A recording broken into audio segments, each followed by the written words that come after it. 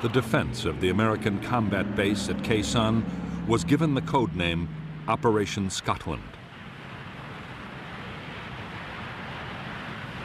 Khe Sanh was one of the most remote outposts in Vietnam, but by January 1968, even the American president, Lyndon Johnson, had taken a personal interest. With the Marines facing a full-scale siege by the North Vietnamese army, the question was being asked, should the base be held or should it be quietly abandoned?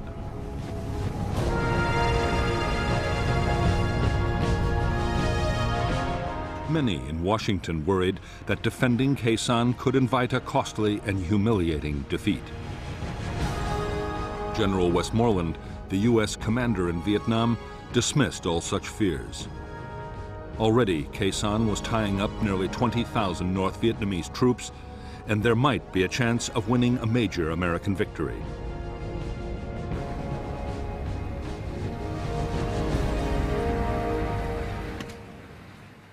General Rath von Tompkins, the new commander of the 3rd Marine Division, was also convinced that the base could and should be held.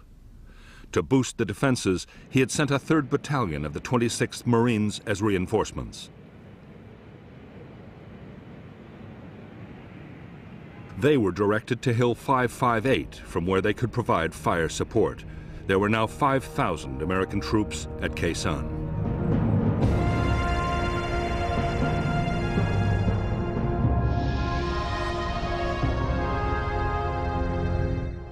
The combat base at Khe Sanh was built around a 3,900-foot airstrip.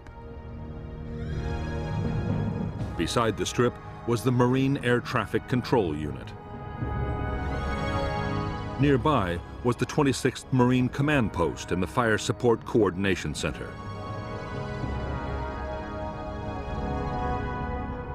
At the eastern end of the base was the main ammunition dump, with a secondary dump to the west.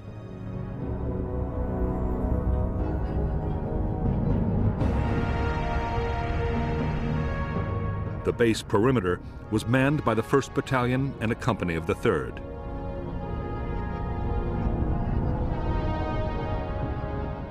There was also a forward operating base run by Special Forces. The infantry were backed by tank and anti-tank units and an artillery battalion of the 13th Marines.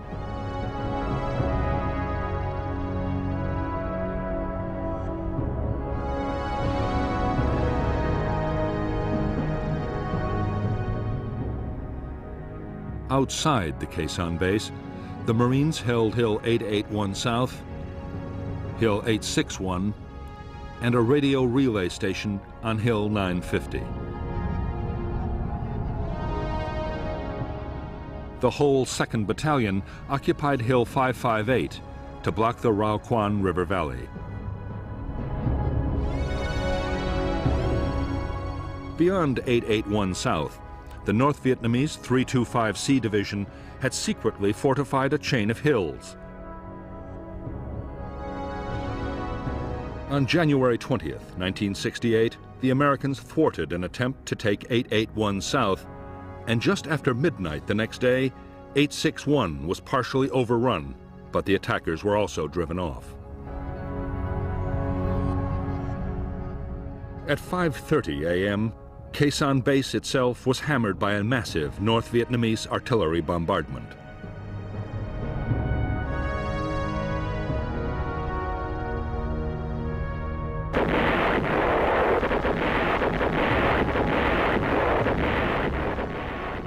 The shattering barrage of shells, mortars, and rockets, which slammed into the Marine combat base at 0530 on January 21st, signaled the start of the battle for Khe Sanh.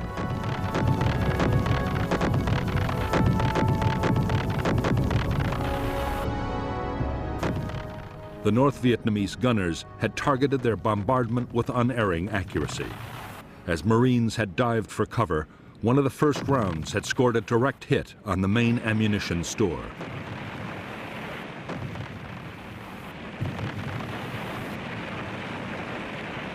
The No. 1 dump stored 1,500 tons of artillery and mortar rounds, 90% of the base's entire stock, or 10,000 rounds. All of it was lost. 18 men were killed instantly and 40 were wounded as the ammunition exploded and shells and mortar rounds flew in every direction. The explosions would go on for another 48 hours.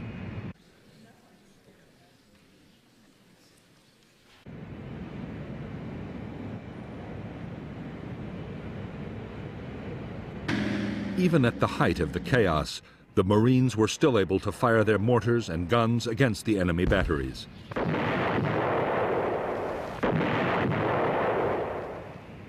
They also called in air support, and very quickly, fighter bombers were blasting the suspected locations of the North Vietnamese artillery, which in return scored 300 direct heavy artillery hits on the firebase.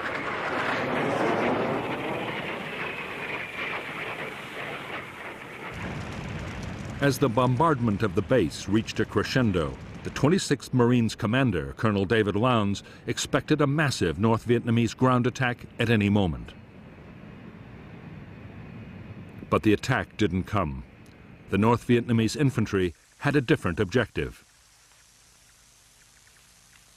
The target was Khe Sanh village, 3 miles from the Marine combat base.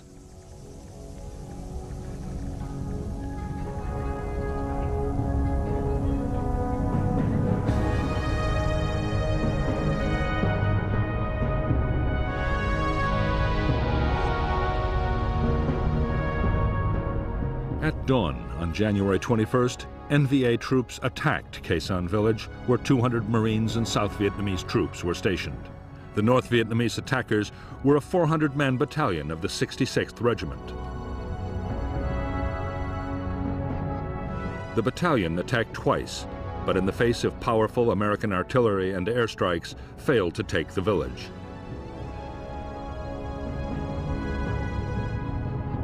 An attempt at reinforcement by a South Vietnamese unit went disastrously wrong, and the whole force was destroyed. Later in the day, the village was evacuated and abandoned to the NVA.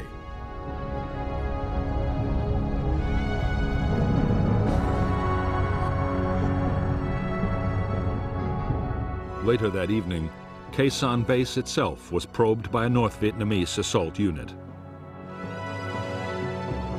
L Company of the 3rd Battalion drove off the attack.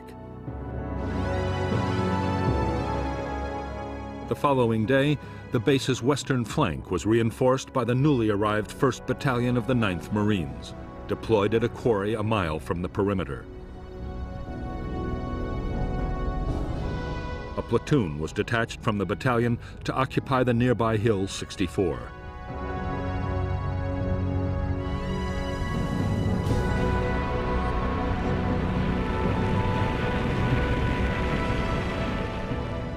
For the Marines inside the Khe Sanh base, the days were now filled with feverish activity.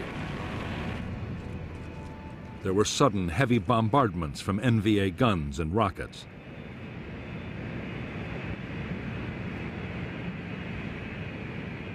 The massive damage done by the first barrage still had to be repaired.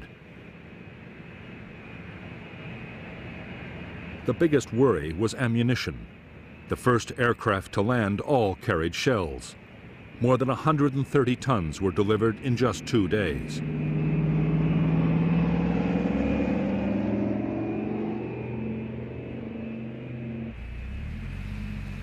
Reinforcements arrived too.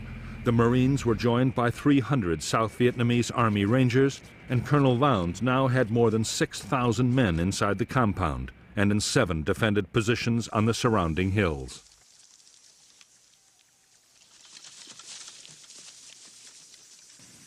While the Marines at Khe Sanh braced themselves for the attack that was surely coming, General Westmoreland warned Washington that the battle could be the turning point of the whole war.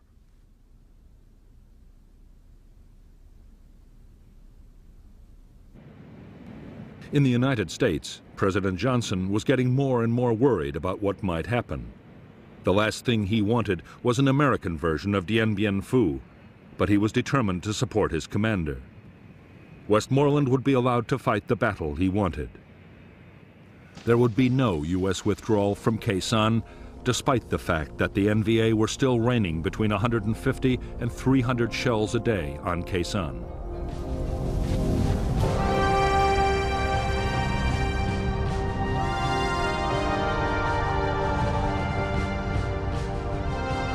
It was the awesome potential of American air power that convinced U.S. military leaders that Khe Sanh could be defended.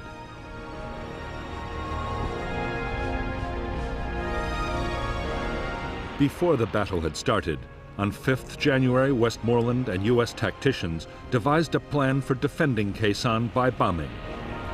It was already being unleashed on the North Vietnamese divisions with devastating effect.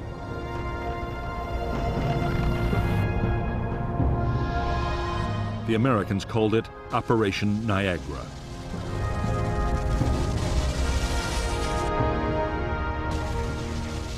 The first part of Niagara was to pinpoint North Vietnamese troop concentrations.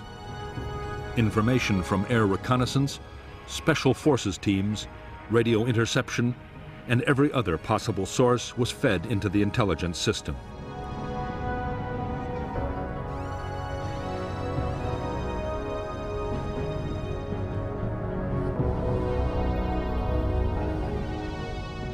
Niagara also deployed the most advanced and secret surveillance technology in the world.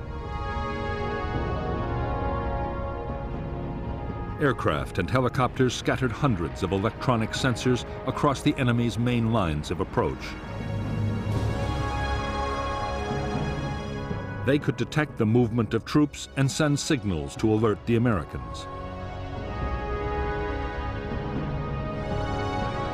As the intelligence picture built up, Operation Niagara quickly gathered momentum. In spite of rivalry between the Air Force and the Marines over who should control operations, every available warplane in the area was standing by. At the peak of the siege, American planes dropped triple the tonnage of bombs delivered on a peak day during World War II.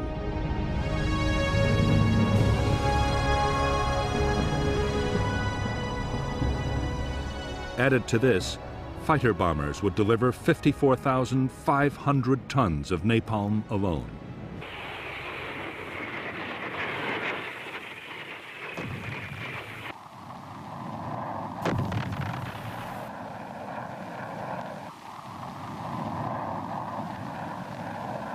Although fighter bombers were flying the vast majority of Niagara missions, most of the sheer weight of bombs was being delivered by B-52s, as part of an ongoing operation codenamed Arclight. The strikes were flown around the clock. A cell of 3 B-52s arrived over the Khe Sanh area every 90 minutes.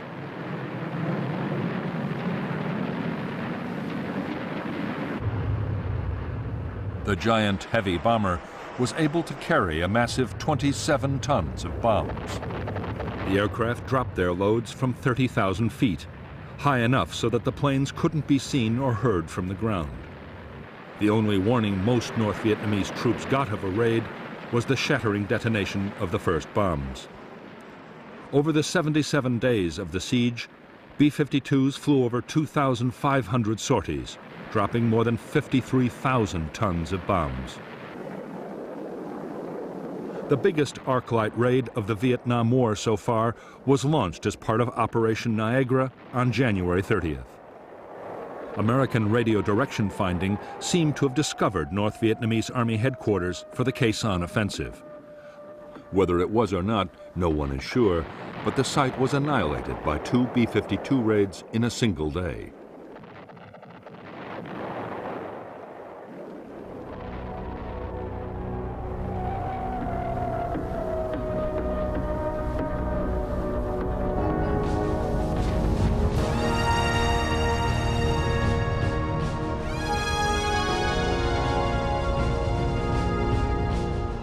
Early in the morning of January 30th and 31st, 1968, the general offensive the Viet Cong had been planning for more than 6 months broke with shattering force all over South Vietnam.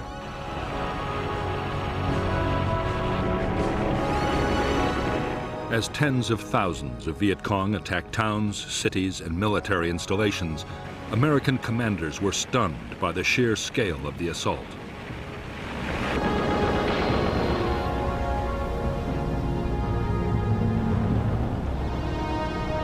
While most of South Vietnam erupted in violence, Khe Sanh was uncannily quiet. A North Vietnamese army defector had confirmed that there was to be a major attack, but nothing had happened yet.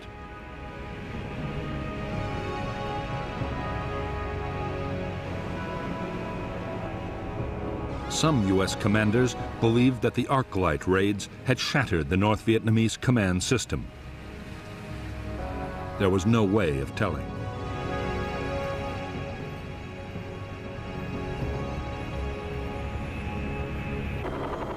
As the tide of the Viet Cong's Tet Offensive swept over South Vietnam, most of the advance was being countered by the South Vietnamese army.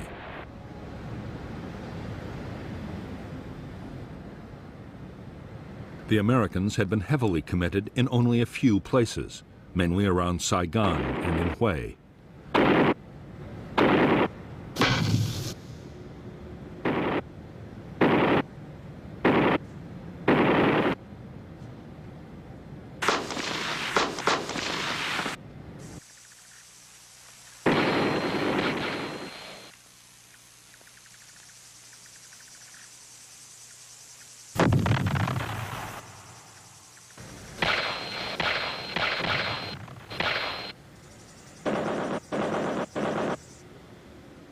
General Westmoreland was holding back his forces, still convinced that the main attack would come at Khe Sanh. By this time, the weather in the Khe Sanh area had deteriorated badly. Heavy cloud cover had limited American airstrikes. The battle for the combat base had settled into a straight fight between American and North Vietnamese gunners.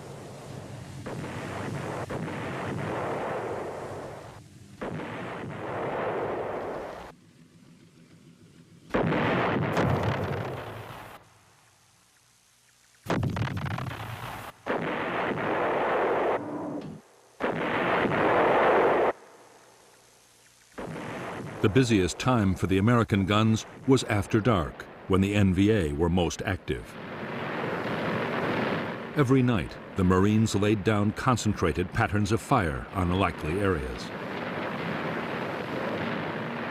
Sometimes, in bombardments known as mini-arclights, an intense artillery barrage was combined with radar-guided airstrikes to saturate a target completely.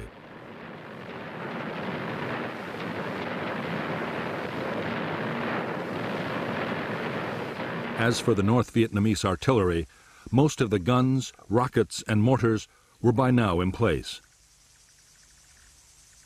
Getting them into position had been a massive job. Northern troops had also sighted hundreds of ammunition dumps around Khe Sanh and across the border in Laos.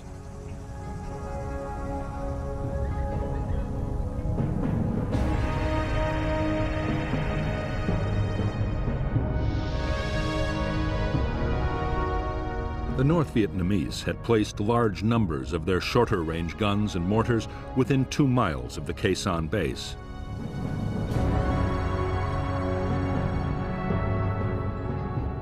Most of the big rockets were fired from Hill 881 North. The heavy guns were much further away, on Hill 305, and in caves on the slopes of the Ko Rock Mountain across the border in Laos.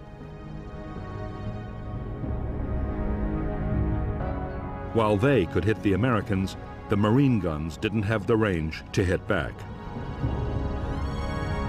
Even the Army's big guns on the Rock Pile and Camp Carroll couldn't reach the NVA's heavy batteries.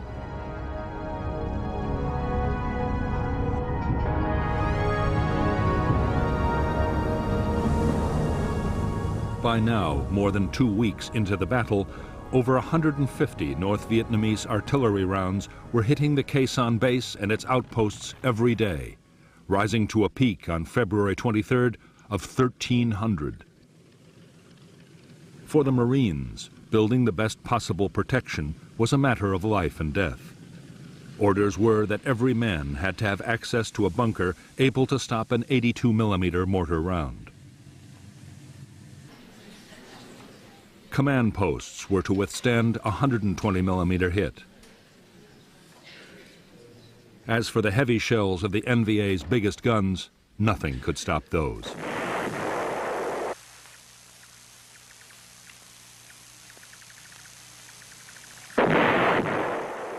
The North Vietnamese artillery hitting Khe Sanh and the Marine outposts was all indirect fire. Spotters on the hills corrected the gunners' aim by radio, but the gunners themselves could never see the targets. What NVA commanders wanted most of all was to place guns on the hills overlooking the base.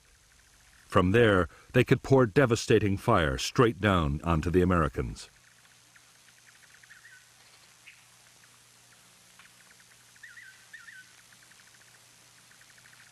On February 5th, 1968, the American chain of electronic sensors detected a large-scale NVA movement.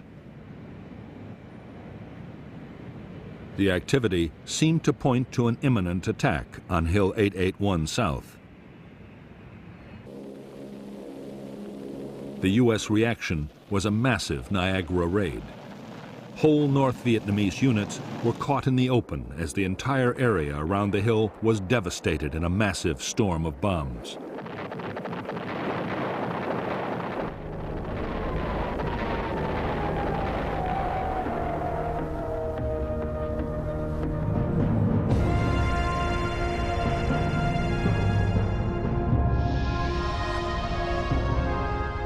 Although a North Vietnamese attack on Hill 881 South had been blocked, the Americans had failed to detect a battalion closing on an outpost called 861A.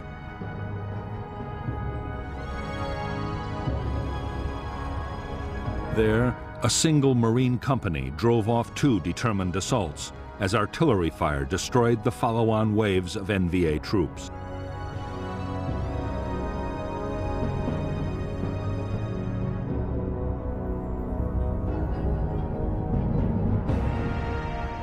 On the night of February 6th, the North Vietnamese 304th Division began to clear ground approaches to Khe Sanh from the west. The first objective was the American Special Forces camp at Long Vây, manned by a handful of U.S. troops and a battalion of South Vietnamese local militia.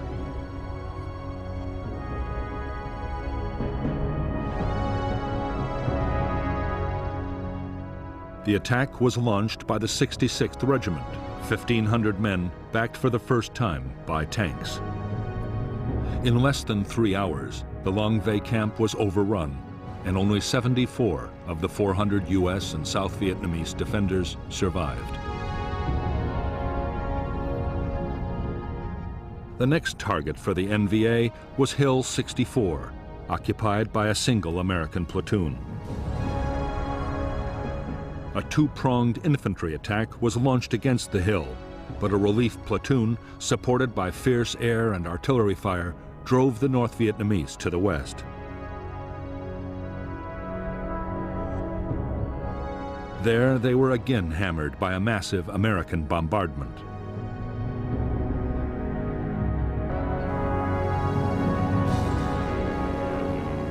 Even though the NVA had again failed to take any more American hill outposts and had lost hundreds of men in the attempt, they had at least captured Long Vây. A thorn in their side had been eliminated, and they had cleared Route 9 for their own use.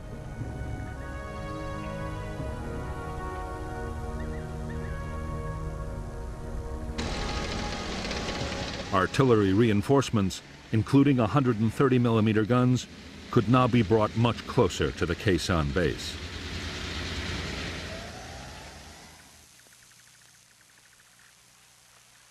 The Americans were sure the NVA had finished building up their forces at Khe Sanh and were ready for the main attack. But to their surprise, the expected assault still didn't come.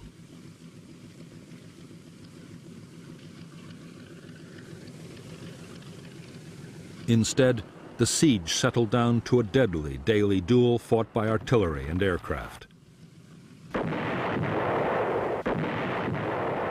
At the same time, the North Vietnamese began to launch frequent small-scale probes against the base perimeter.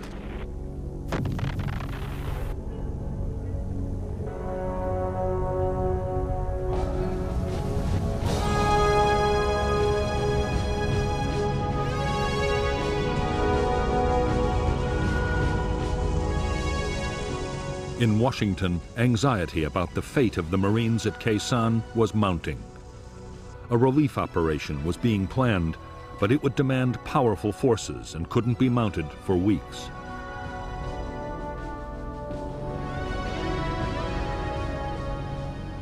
The weather was still too poor.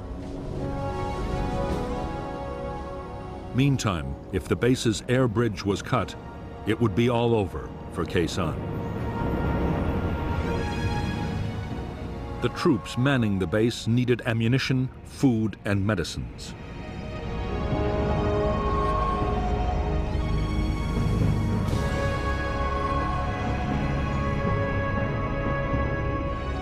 Casualties had to be evacuated.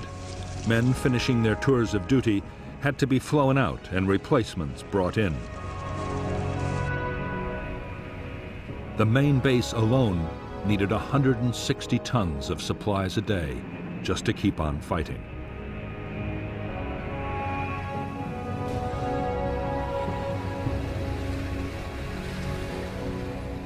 The supply effort depended above all on the huge load-carrying ability of the C-130 Hercules transport.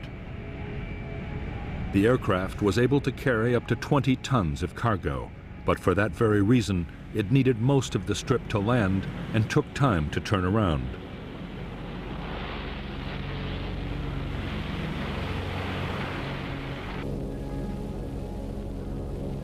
Every plane met a storm of anti-aircraft fire, mortars, and artillery.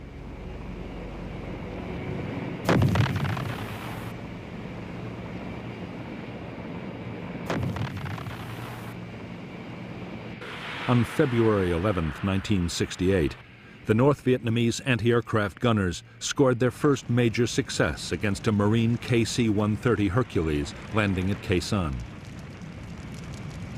The plane was carrying a cargo of helicopter fuel and burst into flames. 6 of her crew were burned to death. The loss of the C-130 marked the end of attempts to land very large aircraft at Khe Sanh. Smaller, more nimble planes like the C-123 Provider, as well as Marine helicopters, would still come in. But without the big loads of the Hercules, the base would never survive. Other methods would have to be tried. The most successful new method was called LAPES, the Low-Altitude Parachute Extraction System. The Hercules flew only 5 feet above the runway while a parachute snatched the cargo pallets out of the hold.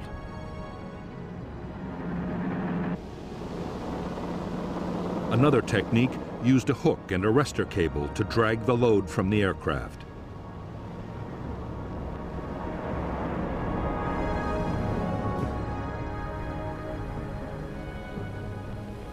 In February 1968, appalling weather with ground fog and low cloud stopped all low-altitude deliveries. The only option was to parachute supplies into a drop zone just outside the perimeter. Several thousand tons would arrive this way, but still for the Marines, bad weather invariably meant tight rations.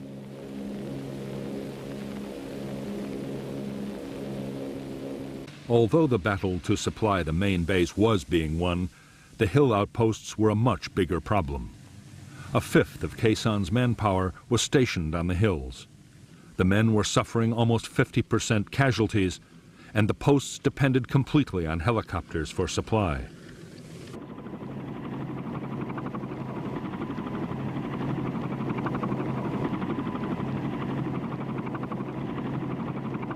For the crews of helicopters supplying the hill outposts, every mission was a gamble with death. North Vietnamese gunners were quick to target the approaches and the landing zones.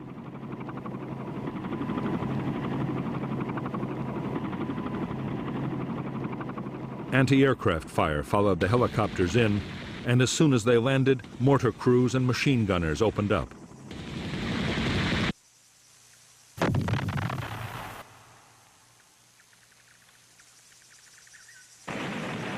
As the slopes of the hills became a graveyard for American helicopters, the Marines realized that the survival of the hill outposts was under serious threat. And if they fell, the main base couldn't last for long.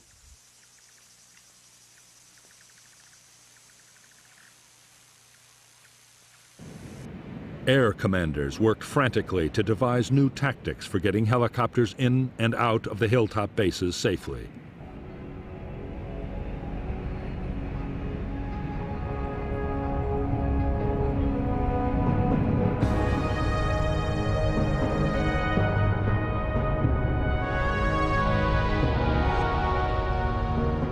The tactics the Americans devised depended on swamping the enemy anti-aircraft guns and mortars around a landing zone with a high-speed assault.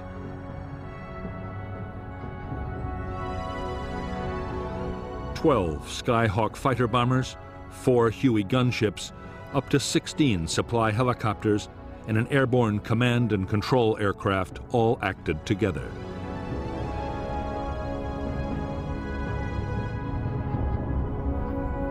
The first stage was for 4 Skyhawks to hit North Vietnamese positions with bombs and napalm. 2 more laid tear gas. Next, 2 Skyhawks dropped smoke bombs to create a corridor, and 30 seconds later, the transport helicopters swooped in, covered by the Huey gunships. Meanwhile, 4 more Skyhawks with rockets, bombs, and guns made close-in attacks. The whole operation was over in less than 5 minutes.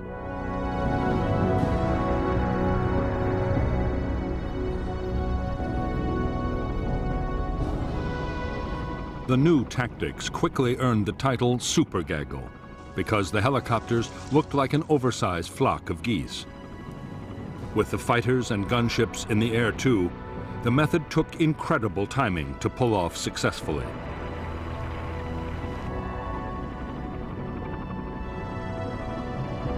But it worked. Only 2 more helicopters would be shot down, supplying the hill outposts.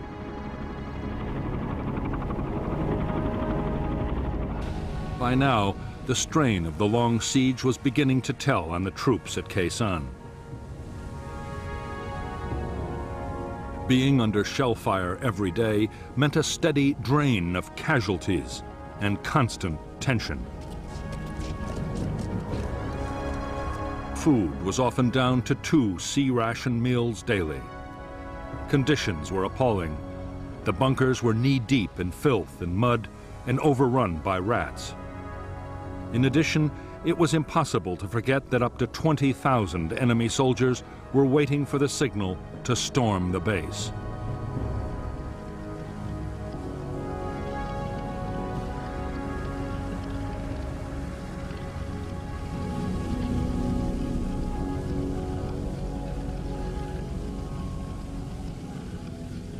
To stop the men brooding about their possible fate, officers and NCOs kept the troops as busy as possible.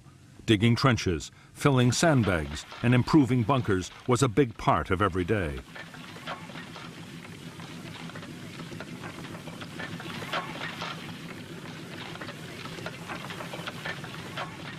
There was some patrolling too, although not more than 500 yards from friendly lines.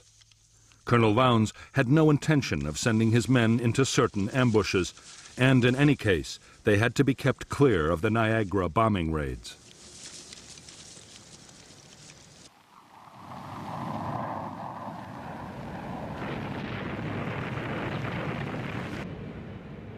On the base perimeter, the watchword was constant vigilance. The North Vietnamese were probing the defenses with infantry and sapper teams. The Americans were facing assaults of up to 200 men at a time as the enemy tested for weaknesses in the line. The Marines were also plagued by hidden machine gun nests, which could open up at any moment, day or night.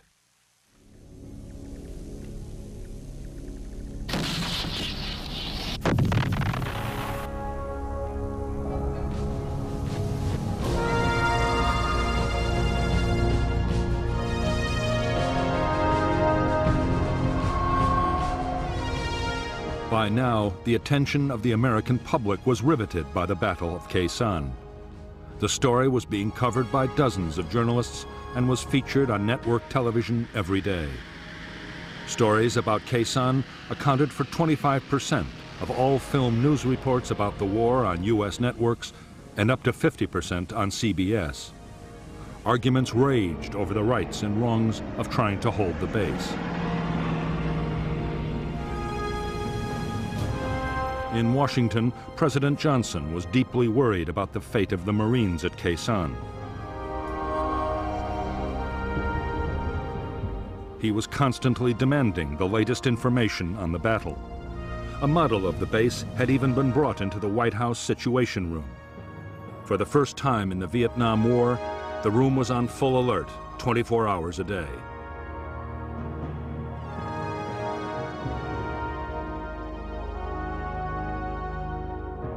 A multitude of doubts and fears haunted the president and his advisors.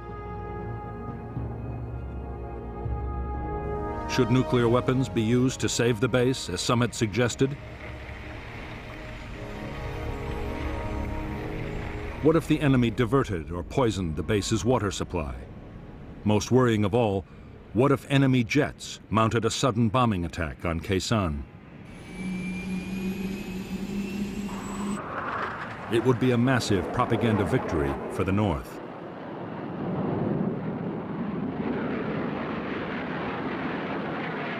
Although North Vietnamese aircraft did penetrate to within striking distance of Khe Sanh, they made no attempt to attack the Marine base.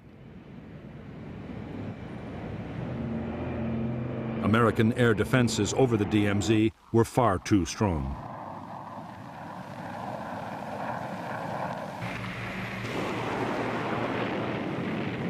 The biggest threat to the Marines at Khe Sanh did not come from modern fighter aircraft.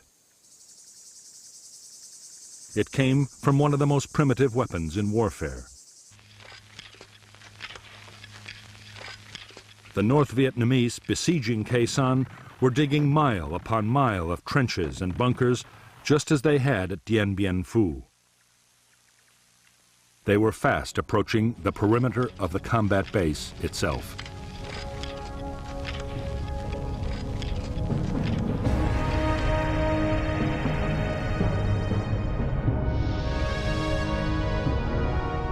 Already there was a major system of North Vietnamese fortifications on Hill 471, less than 2 miles to the south of the Khe Sanh base.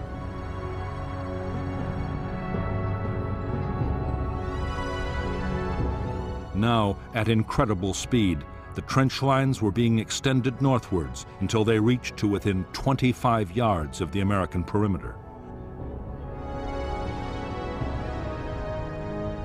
Another line of trenches and bunkers was creeping across from the southeast. The NVA plan was for the infantry to mass under cover of the trenches before launching their final assault.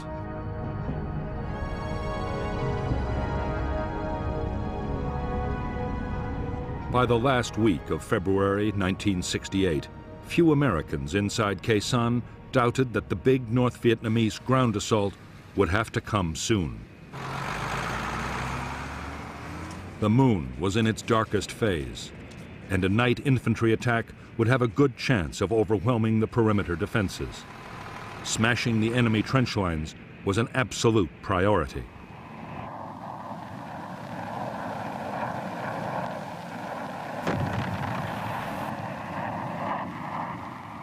The Americans tried every conceivable method to destroy the trenches. napalm and bombs were rained down in huge quantities. The Marines fired countless artillery barrages.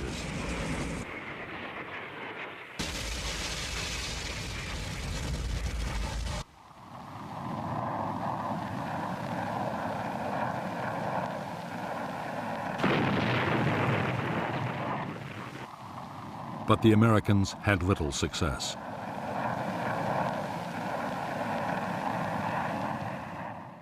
The discouraging fact, learned from other wars, was that it could take 1,000 hits to destroy 100 yards of trenches.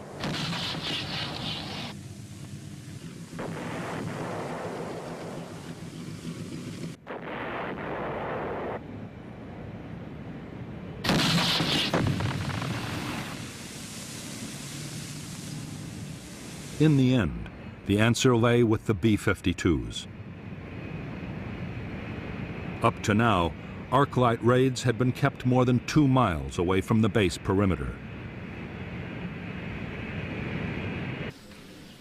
On February 27, 1968, the restriction was lifted.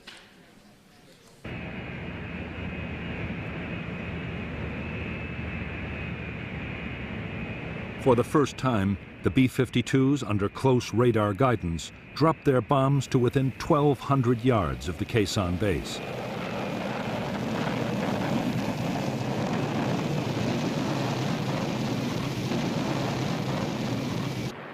The effect was shattering. There was massive damage to the North Vietnamese trenches and bunkers.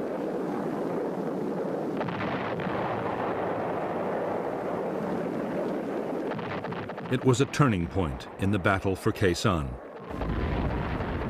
From now on, close-in bombing by B-52s would play a major part in the defense.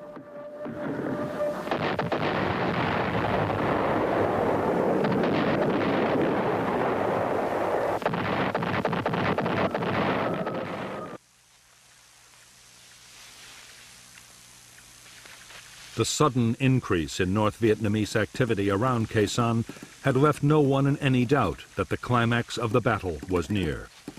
A few days before, a Marine patrol trying to get information had been almost wiped out. North Vietnamese traffic along Route 9 from Laos had also risen to a new peak. Enormous quantities of supplies were being rushed to the Khe Sanh divisions for the final assault.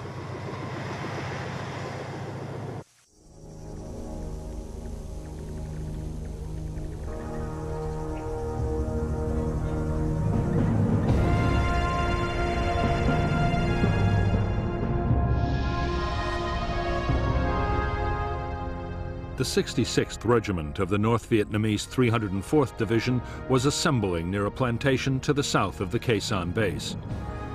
Units were also massing near an old French fort.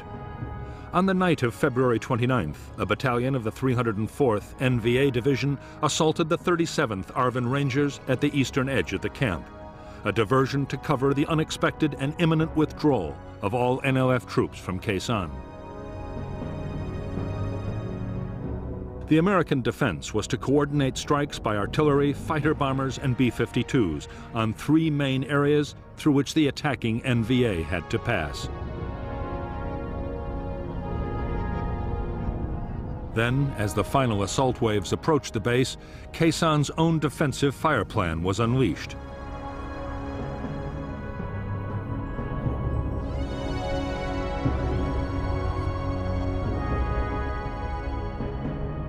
The base perimeter at the point of attack was manned by the 37th South Vietnamese Ranger Battalion. As the lead NVA units advanced, the base fired an artillery pattern forming the sides of an open box.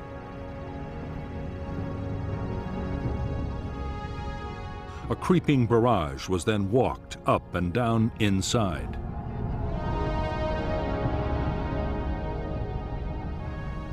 At the same time, 2 NVA battalions, cut off behind the box, were hit by fighter bomber strikes. While long-range artillery from the Rockpile and Camp Carroll created a moving outer cordon.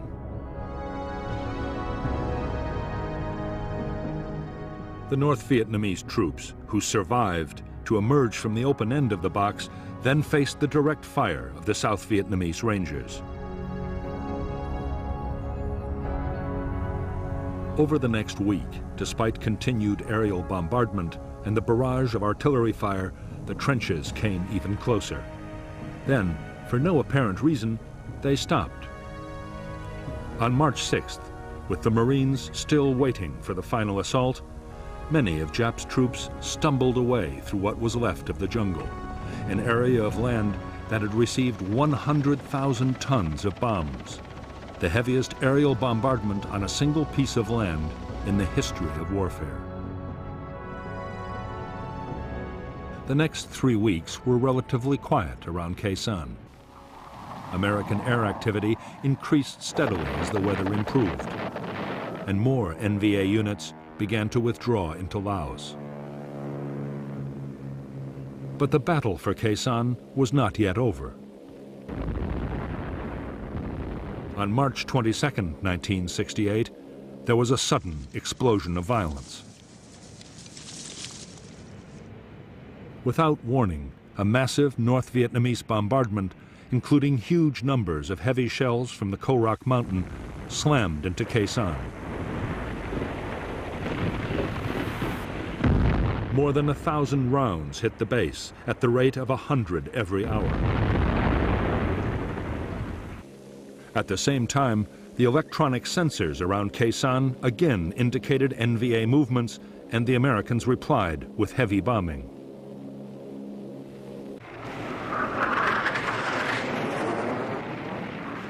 As the weather steadily improved, U.S. air attacks around the Khe Sanh base grew fiercer by the day. Further afield, over the North Vietnamese rear areas, fighter bombers roamed with orders to pounce on any movement.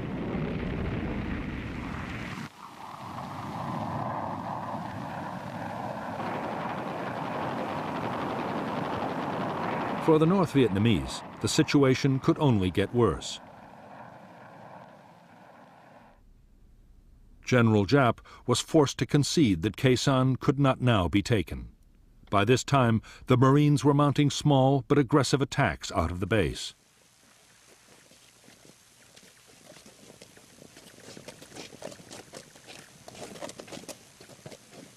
General Giap now ordered the remainder of his units to pull back from Khe Sanh. One by one, the NVA regiments around the base melted away. Only 6,000 troops were left behind to continue the siege of the Marine combat base.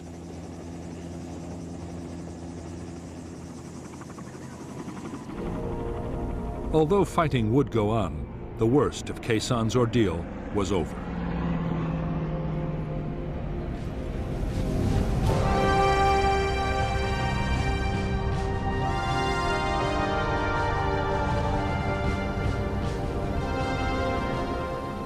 On April 1, 1968, the Americans formally ended Operation Scotland, the defense of Khe Sanh, and 7 days later began Operation Pegasus. April 9th was the first time in 45 days that no shells fell on Khe Sanh.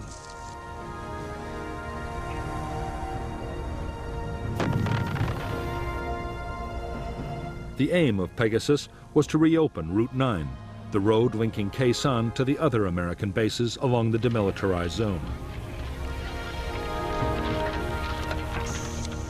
As well as the Marines, Pegasus deployed the 1st Air Cavalry Division, the most mobile American unit in Vietnam.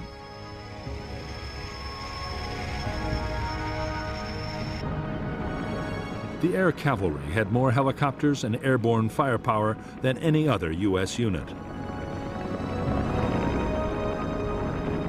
It was perfectly suited to the rugged and demanding terrain near Khe Sanh.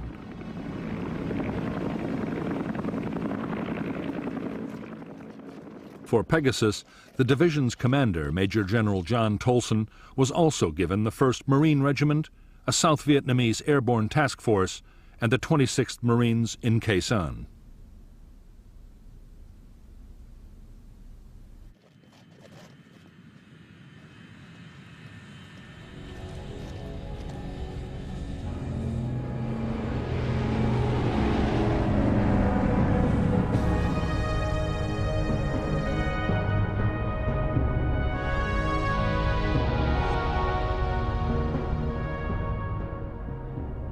The entire length of Route 9 was still dominated by North Vietnamese Army units, especially elements of the 66th and 29th Regiments.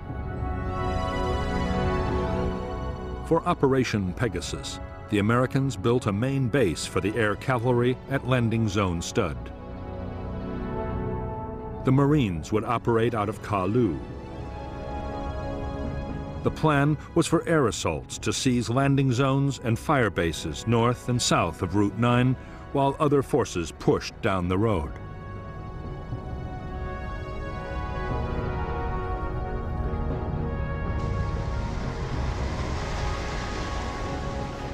Although the weather was poor for fighter bombers, the weight of American firepower supporting Pegasus was still enormous.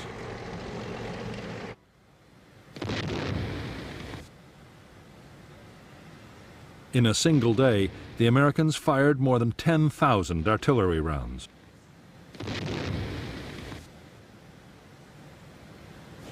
Before the operation was over, B-52s launched 45 arc-light strikes. The American offensive was unstoppable. By April 5, 1968, the air cavalry had forged past Khe Sanh and established landing zones west and south of the combat base.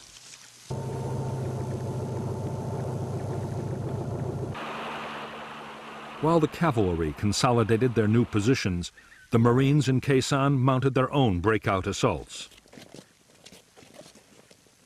There was strong resistance from battalions of the North Vietnamese 66th Regiment, which mounted fierce counterattacks, but the Marines succeeded in taking Hill 471.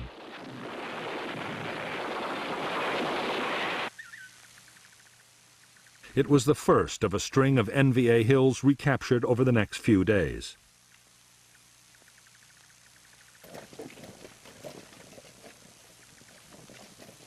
On April 8, 1968, the air cavalry and the 26th Marines at the combat base linked up, formally ending the siege of Khe Sanh.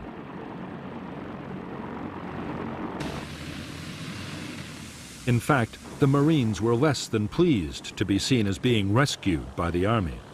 In their view, they had long since guaranteed their own survival.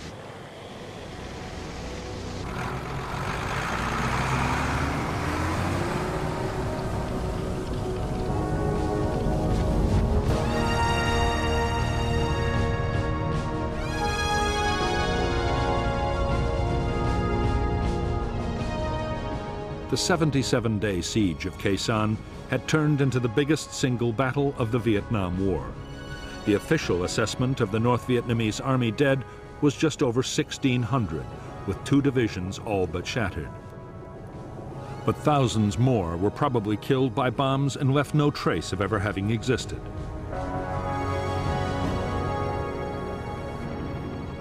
By the end of Operation Pegasus, American and South Vietnamese units had suffered 1,000 dead and 4,500 wounded.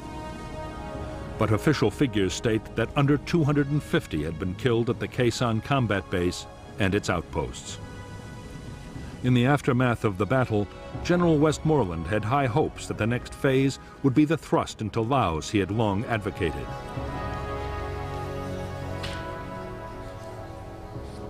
He now had the forces he needed.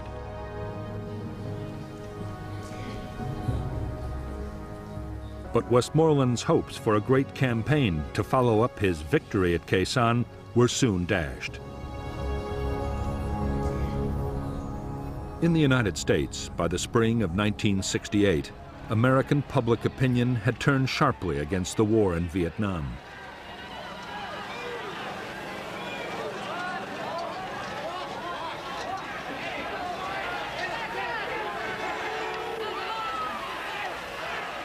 The shock of the Tet Offensive had led many to believe that the U.S. would have to withdraw sooner or later. Under severe pressure, President Johnson had promised to search for a negotiated peace. He ruled out any big troop increases and any widening of the conflict.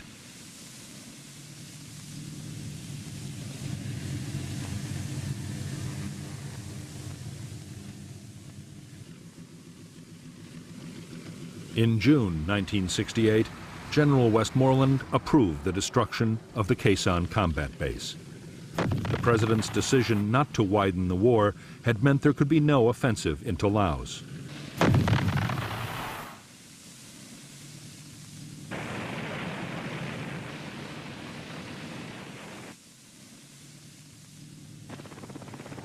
Nor was the base needed for defense, as there were now strong and highly mobile American forces in the area.